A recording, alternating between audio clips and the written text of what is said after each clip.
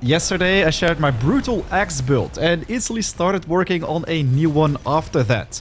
A wicked PvE caster build for the endgame, and this one absolutely destroys V-Blood bosses, big packs of mobs and also high level incursions.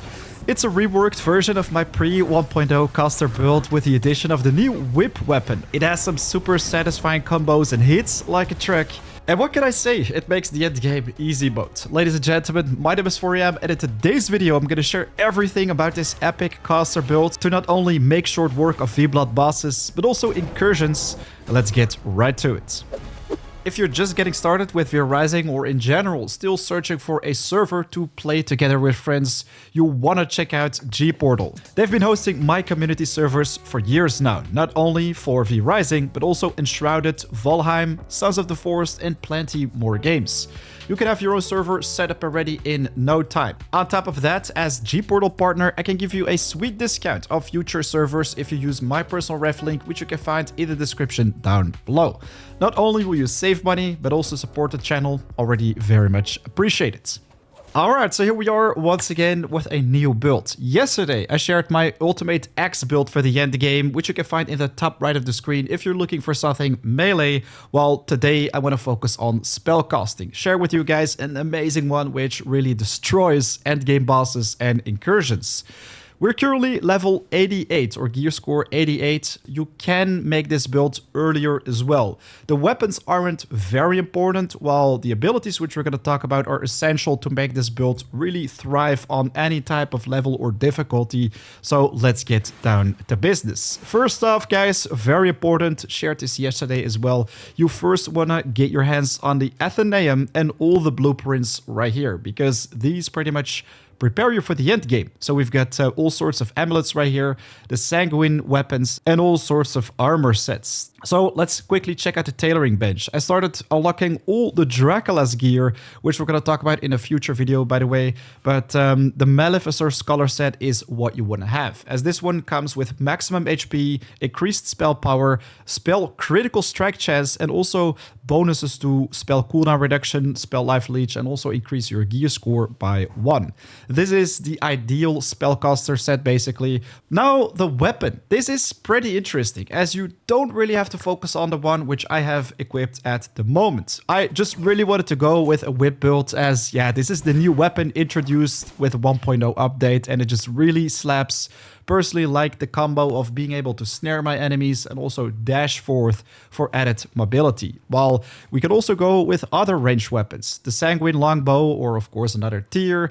It comes with a knockback attack. You can snipe down your opponents from afar. While with the pistols, you can also knock back your opponents and like shoot super fast. Personally, I think you should really go with the whip, because it's a very satisfying weapon with interesting abilities. The second one is a snare, which allows us to entangle our enemies on the floor, while we can also use a dash to basically jump around on the battlefield. And I don't know, man, it's just super satisfying, high mobility, an interesting kit to deal with any situation. For this build, you can use different types of amulets, which I think are all relevant or interesting, but it really depends on your playstyle if you prefer like a more defensive or aggressive approach to taking care of your enemies.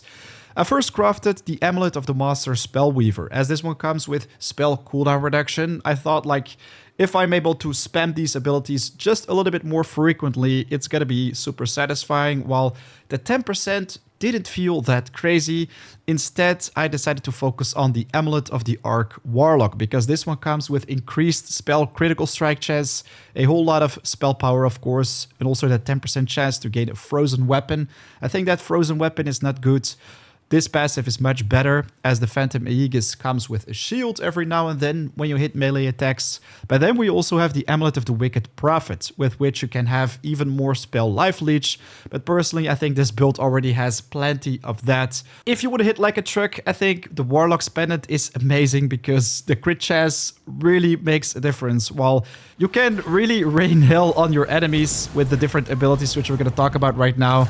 It's very satisfying, and you can, yeah, really obliterate bigger packs of mobs or bosses in very short amount of time. So first ability is the Sanguine Coil. I also use this one for my axe build, as in my opinion, it's one of the best, if not the best spell which you can use to not only take care of enemies from afar, but also heal yourself while you're at it. If you lost some HP, precious HP during a boss encounter, let's say, this one can be used multiple times. And with the right jewel, you can shoot it from pretty far away. And check out the cooldown. It's already ready to shoot another one. So the jewel which I use is the one that gives us increased life drain by 34%, increased maximum charges by 1, increased damage, and also increase the projectile range and speed. So they fly super fast. You can heal not only yourself with it, but also allies. So if you're playing co-op, this one is amazing to also be a little bit supportive. It just really works not only to heal, but also to finish off your enemies. And they're gonna explode because of our second ability, which can be found in the Chaos tree. This one is called Void. So with the Void, we also have 2 charges. We summon an orb with a pretty big radius. It explodes, hits like a truck, and sets our enemies ablaze with Ignite. So if you hit your enemies with that, you may look at the radius. We even have 3 balls flying out of it, but they will ignite our enemies. And the crazy thing is, if you ignite them with that ability, then finish them off with a Sanguine Coil, it's gonna be boom. The jewel which I have equipped for this one is the Deranged Rock. It gives us additional healing and more damage with the first bonus, increase the range, which I think is pretty interesting. So you can cast it from further away, more damage, but also spawn those 3 exploding orbs, dealing even more damage and also putting Ignite on our targets. Quick example of the range. If you have it with as bonus, you can literally hit the other side of the room. I think very satisfying, and also makes playing with a caster build a little bit safer because you don't have as much maneuverability as a regular melee build, let's say.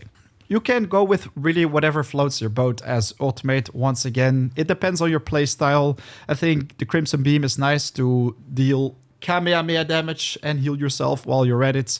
It's a channel though, so it can be a little bit more tricky to fully charge this one, while Chaos Barrage is a safe one. I think an improved version of Chaos Volley hits like a truck. Then we also have the Volatile Arachnid, which I personally use. I think it deals the most damage, and it summons even more spiders that can take care of more enemies as well. This one, not really interesting for this build. We could use Arctic Leap to escape from sticky situations, while I also tried Ice Block, and this one is pretty satisfying. You don't have a lot of mobility with a build, so if you're struggling, this one can actually be useful to take care of those situations where you feel like you don't really have another option by simply taking some damage. Well, this prevents that.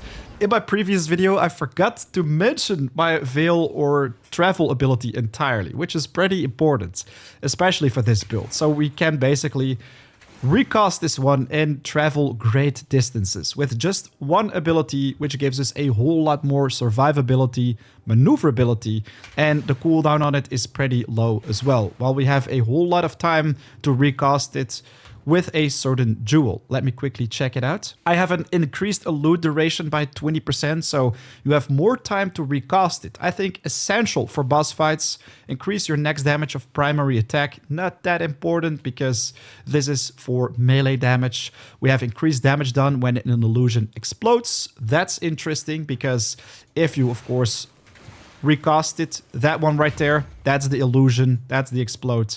But the final one right here, hitting a target affected by Ignite engulfs the target in flames. So yeah, I think a nice one in general to cover great distances, dash back and forth, and deal some AoE damage, which can further heal you and put your enemies ablaze. Next up, the Blood. This is a pretty straightforward decision, as we don't really have a lot of options to go with. Most Bloods are there for melee builds, while we basically want to focus on the Scholar Blood. So here we have it. If you're still looking for an efficient guide how you can get your hands on all blood types 100%, let's say, you definitely want to check out the top right of the screen. This is the method which I use to get like the 97 brutes. We've got a 100 brute, we've got a 100 rogue right there. Anyways, here it is, the Scholar Blood. If you get 90 plus, it's amazing. But the first tier comes with increased spell power. Of course, amazing for a spellcaster build. increased spell cooldown recovery rate or cooldown reduction in general. We've got some spell life leech or lifesteal. With 90% or higher, you even unlock the chance to reset spell cooldowns on cost. This will make the build so much more powerful, especially on tier 5, 100%. You will boost all the effects by 25%. Then you're going to become unstoppable. This build already is OP. Everything recorded is with these 3 tiers, this exact blood type or quality, but if it's higher, man, this is really gonna obliterate or destroy anything in the endgame for PvE. There are a couple more consumables which you should have with you at all times, because, for example, Blood Mend is really a waste of your precious blood. You don't want to deplete this pool with that. That's where the Blood Rose Potion comes in. I think an amazing one to also proc healing effects. But we also have the Wrangler's Potion right here. The Vampiric Brew, which increases your spell life leech by 10%. Very nice for this build. But also both the Potion of Rage increase your physical power, and the Witch Potion, which increases your spell power. You can drink these at the same time. You will have both effects, which is going to make your character even more powerful, which is something I definitely recommend you to do, especially for those V Blood Boss encounters. Alright, so there you have it. Everything you need to know about my endgame caster build. If I'm being honest, it's even better than my axe build. Kinda sucks because axes are still my absolute favorite weapon in the game. But hey, this build is especially for people who want to hit like a truck and also have full HP after they've taken down a boss. It's a very safe one compared to my axe build, as you're staying away from your enemies all the time. You're just shooting those projectiles from a safe distance, hit like a truck, and heal yourself while you're at it. While with my axe build, you actually have to take quite some risks in order to deal damage to your enemies. So yes, a walk in the park endgame build for PvE basically. If you enjoyed the content, found this video helpful, it would be amazing if you could spare 1 second of your time, hit that like button, and of course, share your thoughts about it in the comments down below. You are very welcome on our community Discord and V Rising server if you want to connect with the community. Right now though, it's 4 AM out. Have an awesome day. I'll see you in the next one. Peace.